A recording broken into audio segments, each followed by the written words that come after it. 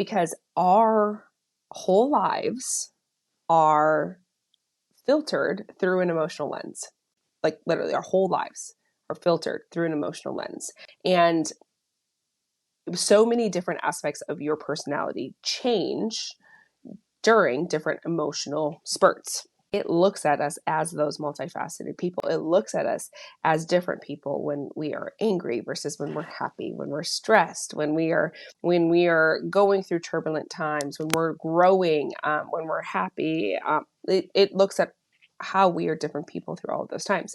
It's important to understand that, maybe John from accounting isn't an asshole. It allows you this level of grace that is unheard of. Studying the Enneagram gave me grace for myself. Hi, welcome to Say More Words, a podcast that was created to emphasize the human experience through stories. I hope that you come here to learn, to expand, and most importantly, learn how to say more words. Speak your story, speak your truth, boo-boo. We're so happy you're here. Hey, hi, how are you? Welcome back to Say More Words.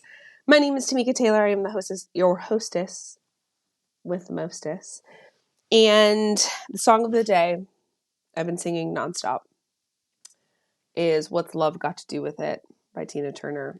Partially because I named this episode What's the Enneagram Got to Do with It? And ever since I did that, Tina Turner has been reigning supreme. Okay, so what's love got to do with it? No, not love. What's the Enneagram got to do with it? This summer, I'm going to be doing a series of different recordings on Enneagram numbers with different Enneagram numbers. So I'm going to be bringing each of the Enneagram types on, not to the extent at which Annie F. Downs does. So if you've never listened to her podcast, she's got a thing called Ennea Summer. She's done it for like the last 5 summers where she brings in different professionals and it allows you the space to like understand and hear different types. So we're going to do something similar, not the same, but similar. I'm going to be bringing in different Enneagram types so that you can hear them, listen to them, hear their stories, because part of what causes us to grow is to be exposed to more people. And so, but before we even get started in that, we've got to talk about the Enneagram. My hair's doing a weird thing right here. We've got to talk about the Enneagram. We have to start that conversation. Now, you've heard me talk about it on the show before, and now we're just going to dive a little bit deeper.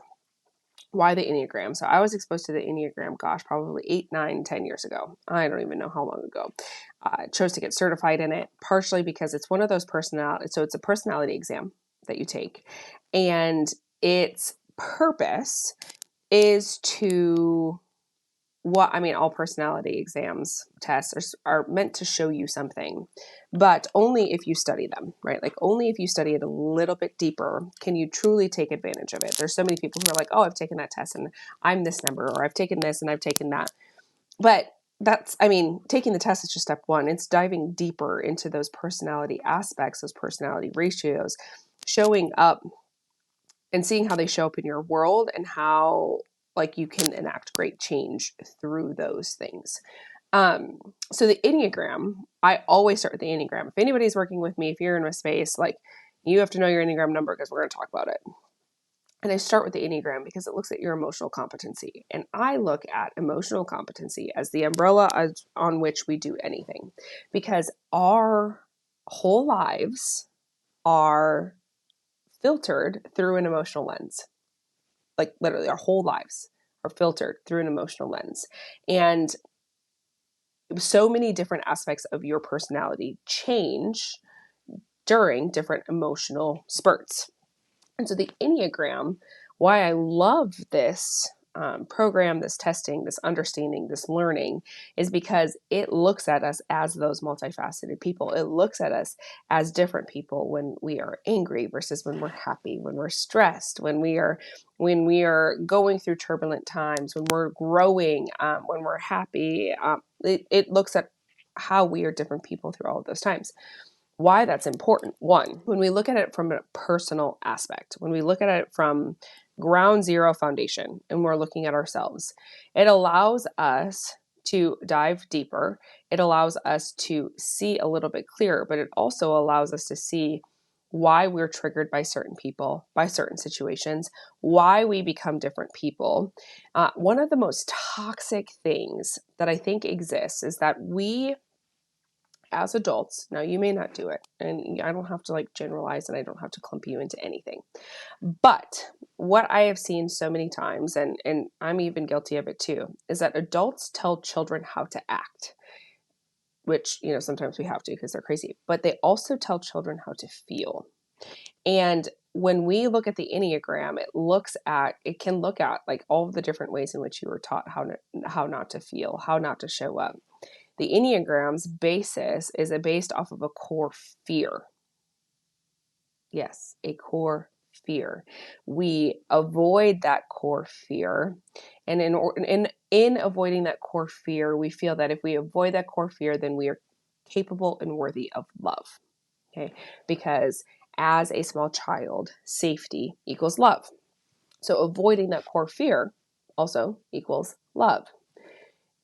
It is so very important for us to understand how we feel and how that feeling affects the world, because, circle it back, we were all children at one point being taught how to feel or how to show up or how to respond.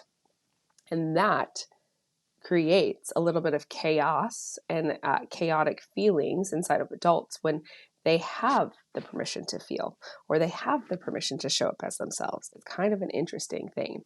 So the Enneagram really breaks down a lot of those feelings that you have inside of your head. And why I start there with everybody is because it is a subconscious thing. Okay. It starts in your subconscious. It works through your subconscious, and it is dramatic when you actually understand the things that you're saying to yourself, and when you understand that it's coming to you through an emotional lens. And an emotional lens is kind of your emotional competency. So there's 9 different types, and they all have a different core fear. The thing that's interesting about the Enneagram too is that you can take the test all day and it will shoot out some things, and you'll feel it and you'll kind of understand it. But until you actually study it, you don't actually know what your number is, because it's not just a test, because it looks at us as multifaceted people. So you could take the test today, stressed out of your mind, and get a different response than if you're kind of at neutral tomorrow or in 2 days or next week. For example, when I was first studying this way back in the day, I tested as a 2, and on no planet am I a 2. I mean, I am in a growth stage, but that is not my equilibrium. So that is not but at the point of where I was in that part of life that I was in, I tested as a 2. But truly, you look at the core fear, because the core fear is the depths of us. That's how we show up. It's how emotionally we respond to the world. The Enneagram looks at how we emotionally respond to the world, and also how the world emotionally responds to us. Why is all of that important, though? Like I said, it's important for you, but it's important for your interactions. It's important to understand that, maybe John from accounting isn't an asshole. Maybe he is so perfectionistic inside of his head that he can't help but project fear of perfection onto you, because that's what's going on in the back of his head. The deeper you dive into learning about the Enneagram for yourself, but learning about it, all of the other types, is it allows you this level of grace that is unheard of. Studying the Enneagram gave me grace for myself for the first time, where I was like, okay, maybe I'm not, like, this might sound dramatic, but maybe I'm not crazy. Maybe I'm just in a stressed out pattern. Maybe I just need rest. Maybe, because when you dive deeper into the Enneagram as well, is you learn different things about yourself and different ways in which you can ask for help, or you can ask for love, or you can ask for grace and support. The Enneagram looks at so many different aspects of our psyche. And when you study it, the deeper you study, the more you get into an equilibrium with yourself. And what I mean by that is where you get into a place where you love yourself a little bit more than you do now. And so then you don't, you're not as hard on yourself. You can put pressure on yourself, but there are so many people who put pressure on themselves to show up in a way that is unsupportive of who they are and their personality. And that's when we implode, right? That's when we create hobbies that don't make sense, because it doesn't make sense for our personality type, but it also doesn't make sense in the way that we need to be supported. So that's one of the things in the Enneagram too. It studies and it looks at ways in which we need to be supported. I am so very thankful that I live in Dallas, Texas, because Susan Stabile lives here in Dallas, Texas, and she puts on Enneagram course trainings all the time.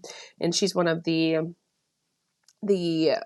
pioneers of the modern day Enneagram, and she studies it and she trains on it. She's got 2 books. One's called The Road Back to You, and the second book is called The Path Between Us, and it looks at different Enneagram relationships. Like, the Enneagram is one of the most foundationally changing exams that exist, because it also changes your relationship with yourself, but it changes your relationship with others. If there's somebody in your life and you're like, I can't figure out why this isn't clicking or why I don't understand this person, the Enneagram will actually uncover that information for you. It will bring it forward for you. It will bring it to light for you. It's fascinating. Over the summer, I'm going to be bringing in and dropping in different Enneagram trainings, and I'm going to bring individuals who are that Enneagram on with us so we can kind of talk to them and ask questions. It's important to kind of get the experience, not just for yourself, but for others, because I can't tell you how many times I've taught the Enneagram class and people are like, oh yeah, that's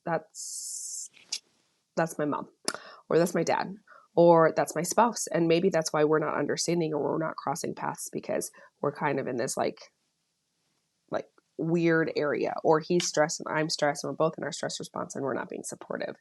Enneagram allows conversation. I've had people who have taken it in team trainings with me, and then they go home and use it on their family. And so if there's a family conflict, they can break it out and have those conversations. It gives you language. One of the most powerful parts about the Enneagram is it gives you language to tell people how to support you. Or sometimes I know, like, I don't know about you, but for me, sometimes I get so frustrated or I get lost, or for me in my Enneagram type, we get lost in research, but I get into this space and I have a hard time getting out of it. Well, sometimes I will go to my Enneagram resources and I'll be like, okay, how do I express to the people around me what I need? What is the best way to support me? The Enneagram gives you language. You all know that on this podcast of Say More Words, that I fully believe that the only way to continue processing and to continue moving forward as a population is we have to say more words. We have to tell the stories. We have to have the conversations. And sometimes we don't do that because we don't have the language. We don't have the language to state it in a way that doesn't make the person who we're asking or talking to or standing in front of, that doesn't make them become defensive or feel like we're saying that they're a bad person, or even that maybe we're a bad person, right? Sometimes we fear that because we ask for help or we say certain things or we need certain things that maybe we're wrong. The Enneagram gives you the language to move through that. So what it is, okay? I've just talked about why it's so important, but it is an exam. I'm going to link it in the show notes, but I highly recommend taking it through the Enneagram Institute. It does take about 20 to 30 minutes to take the test. But there's 9 different types based off of 9 core fears in 3 different triads. The 3 triads are the gut triad, the head triad, and the heart triad. And why those are important is because it determines and shows where those different numbers feel their emotions, whether it's in their head, their stomach, or their gut. And in those 9 types, we can wing back and forth to different types because we are multifaceted people who are different people in different emotional capacities. And so I'm going to kind of dive deep into each type and give you kind of a study guide that's going to allow you, and if you want to dive even deeper, because like I say, I'm going to deep dive on the podcast, but I don't want to overwhelm you. So I am putting on Enneagram Uncovered trainings every month for the rest of the year. So if you want to study a little bit more about yourself or your spouse or the people around you, you can join those, and I'm going to drop that link in the show notes as well. But it's truly like I said, it's the emotional competency lens that you go out into the world and the lens that people soak up and take in when they're in your space. And so it's just very important to have that language. It's very important to start the conversation. So I'm super excited to have this conversation with you throughout the summer. You will know when it's an Enneagram episode because we're going to shout the numbers at the beginning of the episode. So if you are, here's what's really important. If you've studied the Enneagram and you know a little bit more about your Enneagram type, and you are one of the 9 types, and you would love to be featured and asked questions about how you experience the world on this podcast, we would love to have you. So make sure that you reach out to us. In the show notes are my contact information if you'd like to be a part of it. Okay, so moving forward, maybe every other episode, every couple episodes, we're going to be having the Enneagram episodes. And I'm so excited. I'm so excited to share not only my people with you, and there's going to be some repeats of people who've already been interviewed. I'm excited to share them with you, but I'm excited for you to understand a little bit more, get the language, and to be able to have the conversation. So I'm so very proud of you. I'm so happy you exist, and I'm so happy you're in this space. I'll see you next week.